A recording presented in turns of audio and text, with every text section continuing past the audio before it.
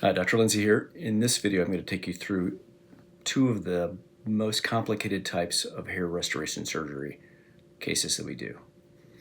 First, we're going to go through the repair of a failed JURI flap, J-U-R-I flap. There are other names that were attributed to or were associated with this kind of flap back in the late 80s.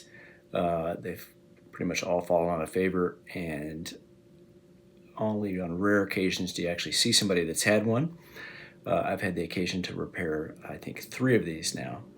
And so this is a great example of it. So what happened back in the 70s was people were doing plug hair transplants. And I've got a bunch of videos on what plugs are, but essentially they were pencil eraser sized pieces of tissue with hairs coming out of them that you put in 3 or 4 sessions, and it looked like doll's hairs. And then mini grafts and micrografts where you took these plugs and cut them into smaller pieces and put them in became popular in the late 80s through maybe the mid 90s. Along about that time, people started taking flaps of skin that had hair and moving them around. So like in this picture here, you can see we're looking at the back right side of this person's head, and the doctor has made cuts around an artery behind the ear, and in doing so you can lift up a piece of skin, maybe the width of a belt, and in one stage move that over and create a hairline. And then you're supposed to let that heal in and come back and do the same thing on the opposite side. There were a couple of problems. One is that when you move the skin around, the belt gets kinked, and so you get this what we call dog ears that has to be repaired at some point. But if the artery gets kinked and there's no blood flow, the end of the hair-bearing flap will die. And that's what happened with this man. So let's look at these pictures. So this fella came from Australia, and he'd had a flap surgery in the late 80s by a plastic surgeon. I think he told me that it was the guy's first flap case. Never go to somebody's first case. You learn a lot on the first 5 of anything that you do. And so I think what happened was the guy did a flap. He probably put it at a reasonable place on his head. The hairline, it wasn't terrible, but the flap got kinked, and the distal, or the most medial towards the center part of the flap, died, and he wound up with some hair going kind of the wrong way, and then he's using some hair to cover this dead flap scar. And so what do you do? And so he'd been wearing a hat for 20 years, and he was just beside himself. And so we talked on the phone a number of times, and I said, let's do a 3-stage process. And he came over, and so he started out looking like this. And then you pull that hair down, and you can see that we've drawn a hairline, kind of mature hairline. I think he's about my current age, which is 61. And we drew kind of a typical Lindsey hairline at the proper size. And so our goal was to put hair there first. And so here he is at the end of, I think, 2,500, 2,800 grafts. He went back, I think during this point he'd moved to England, and his wife sold, I think, custom aquatic wear. I think he sent Wendy some custom aquatic wear. So this is at about a month, it all falls out. And so then you don't look any better, except your bank account's smaller. And we talked throughout the year, and at about a year, we decided we'd come back and do the second phase of this. So here's what he looked like when he walked in at 12 months exactly. He's got this kind of silly looking hair going the wrong direction, but there is hair now behind it. And in this picture, we're pulling that little tussle that he has been using off, and I've outlined the dead flap, or the flap that's died, and now it's just replaced by a scar. And so we're going to excise that whole flap, and then raise his eyebrows, just like you would do on a brow lift or a hairline advance. We pull the hairline forward a little bit and close that up.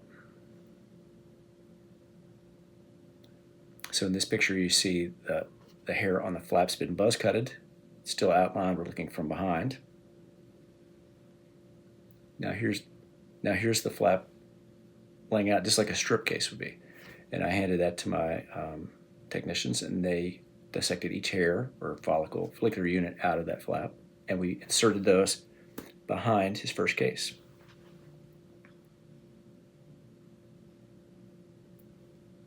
And so you can see his incision line is closed up, and that incision line does well. And so this is right at the end of the case, and then here's his hair behind his first case.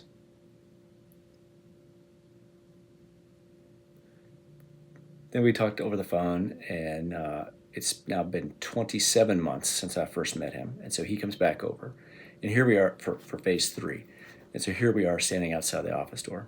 And he looks relatively unremarkable. He's no longer wearing a hat all the time. His wife couldn't be happier that this has changed his life, and that he's no longer worried about this thing going the wrong direction up here.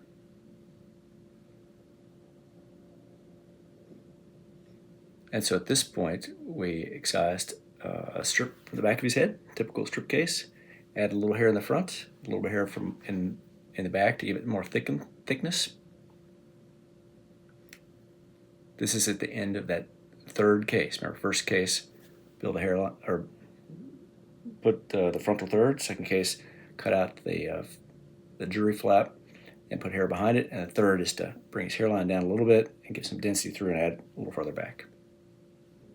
So he came back to the United States for business, wasn't fully grown. It's now 7 months after his third case. So as all of you know who watch my videos, it takes about 13 or 14 months to get the final result. But here he is at 7 months after the third case. So he went from here to this. And that's a home run. He went from being completely remarkable and self-conscious to looking just like a normal dude. And that was a fantastic case. Unlike the typical hair transplant case where we're just adding hair, this required a good bit of complex planning, and I find things like that just super interesting. Kind of like when I used to rebuild noses with tissue expanders and cartilage grafts. Now this next type of hair transplant repair is near and dear to me. Some of you guys have watched some of my old videos. My daughter had brain cancer back in 2009, and I had surgery and radiation, and I thought she was going to need a hair transplant to cover where her radiation was.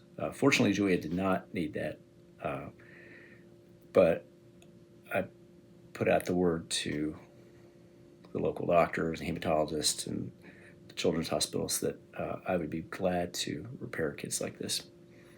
And so here's an example of 2 kids. So patient number 1, I think he's about 16 or 17 years old. He had something similar to my daughter. So this is looking at the back left side of his head, and really there's an area missing that's probably the size of my hand. And what we do differently than other people is we leave a little extra tissue around the roots, place them a little less tight, and do it in 2 phases. So we did the top part first, so as that grew in, it would conceal the rest of the bald area, and then we do the second part later, and the top hair can then conceal that. So here he is after the first case. We've covered about 50% of the size of his bald area.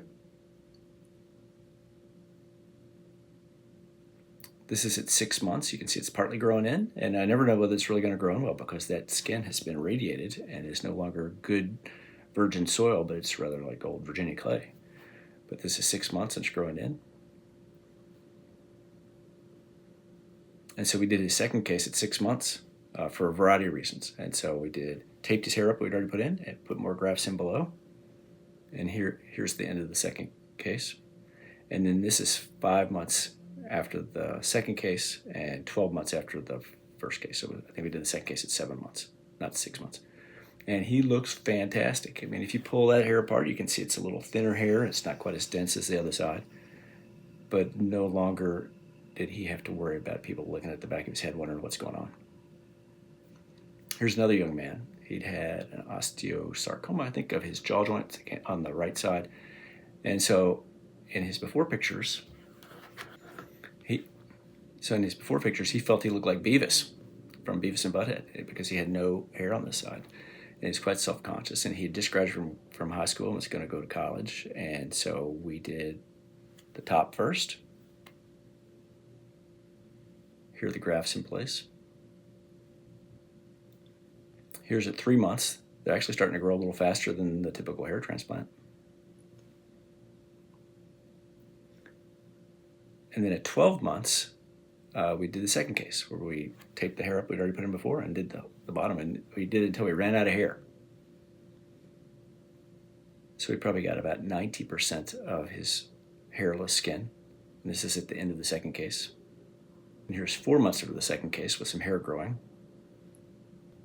And here's 10 months after the second case when he was heading off to college. And so the unradiated side is here, and the radiated but hair transplanted side is here. And that looks fantastic. Here's a front view and a rear view. And we have a couple of views of he and his family standing outside with me in the office, but I don't have his permission to use his face. So in summary, I've got 560 other hair transplant videos that talk about the normal routine hair transplant, males, females, repair cases. But we have select ones that we're putting hair into scars, and then these are the most challenging and most rewarding of the hair transplant cases we do. If we can help you, give us a call. Thank you.